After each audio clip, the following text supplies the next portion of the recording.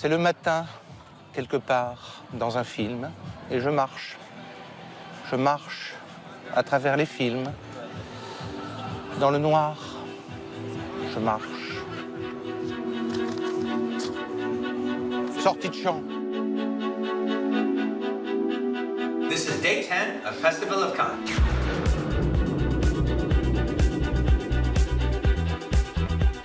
C'était le 10e jour, le retour des soleils, rayon de cinéma, le 10e jour de Cannes, d'un festival de tout. Le cinéma, la fête, le cinéma, la plage, le cinéma, les gens, les acteurs et la foule. Le cinéma, le grand, le cinéma tout court, la vie, les folies, les tapis. C'était le 10e jour de Cannes et aujourd'hui c'était... La montée pourrie, et puis aucune énergie, il n'y avait rien. C'était la superstar chinoise Zhang Ziyi. Je t'aime.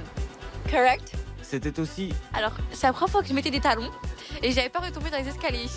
Voilà, mais sinon ça s'est très bien passé. C'était surtout... C'était un peu long.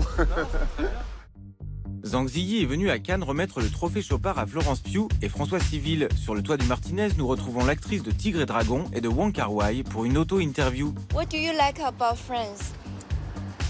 The lifestyle. Oh! Look, that's what I like about France.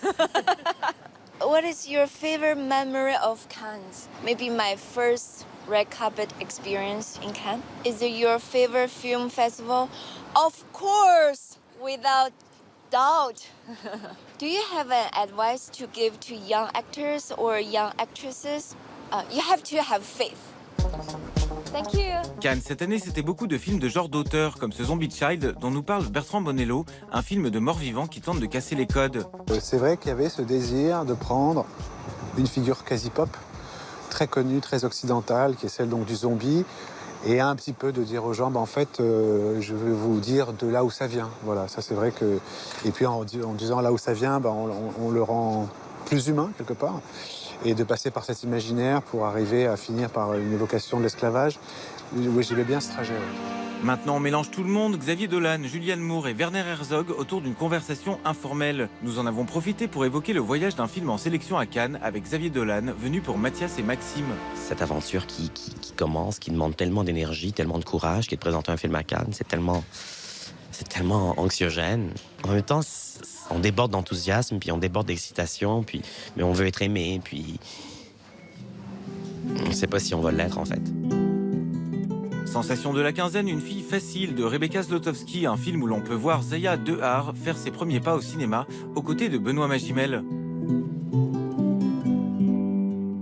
C'est contre ces idées reçues un peu, sur tous ces clichés là, autour des courtisanes, autour des différences. Et j'aimais beaucoup son regard, ce conte moral, quoi. Je trouvais assez intéressant. Et puis voilà, à la fin de la lecture du scénario, j'ai pensé à une caresse.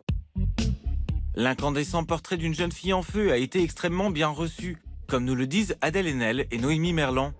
C'était un moment intense, une vague d'amour énorme et un peu comme l'histoire du film, une bulle de... Ouais, intense. À Cannes, les jeunes comédiens sont représentés et aidés par un organisme, l'ADAMI. Nous retrouvons Mélanie Doutet, Suzanne Clément, Grégory Montel, Guillaume Gouy et Zita Enro pour évoquer leur rôle de soutien cette année. En fait, on est les 5 réalisateurs de la collection donc 2019 et on a réalisé 5 courts-métrages avec 3 ou 4 jeunes acteurs qui étaient inscrits sur l'ADAMI. Parce que chaque année, en fait, de jeunes acteurs peuvent, entre 20 et 30 ans, s'inscrire sur cette plateforme.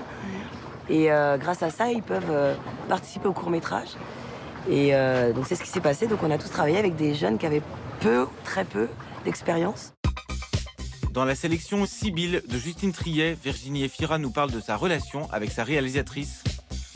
Nous, on se connaît extrêmement bien, c'est-à-dire qu'il y a un amour profond. Donc oui, il y a eu de l'opposition aussi, et tant mieux. Parce que c'est ça aussi, d'être de plus en plus intime. Et puis par moments, on aurait cru, moi, que j'étais un disciple de Raël et qu'elle était Raël, quoi. Enfin, on était quand même sur des... un peu perchés par moments. Ah oui. Le Traître de Marco Bellocchio est l'un des derniers films à passer en compétition officielle. Nous rencontrons le cinéaste. Pour moi, c'est surtout, avant tout, une histoire d'un homme qui refuse de mourir, d'être abattu par la mafia.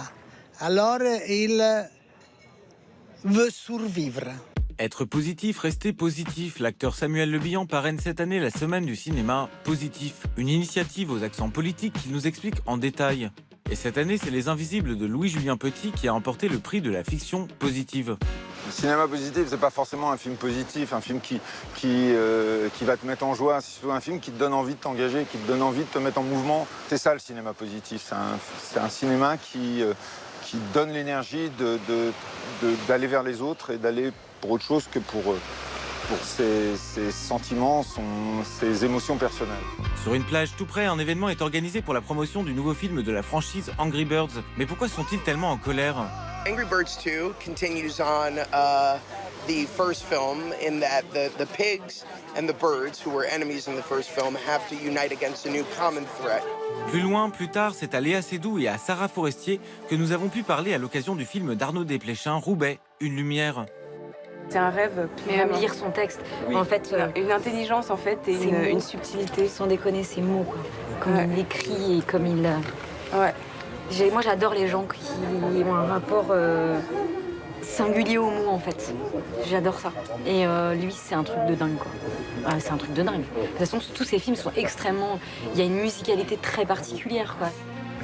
C'était Cannes, et Cannes c'était eux, et Cannes c'était nous, c'était vous, c'était des jours, c'était des nuits, et c'était une chanson de Barbara Carlotti. Une chanson, une toute dernière chanson. Sable blanc et les palmiers. À l'un de long, 30 ans passés. Depuis longtemps.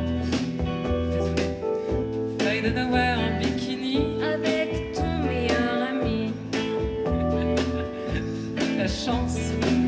15 jours à Cannes, tout est possible. 15 jours à Cannes, tout est possible.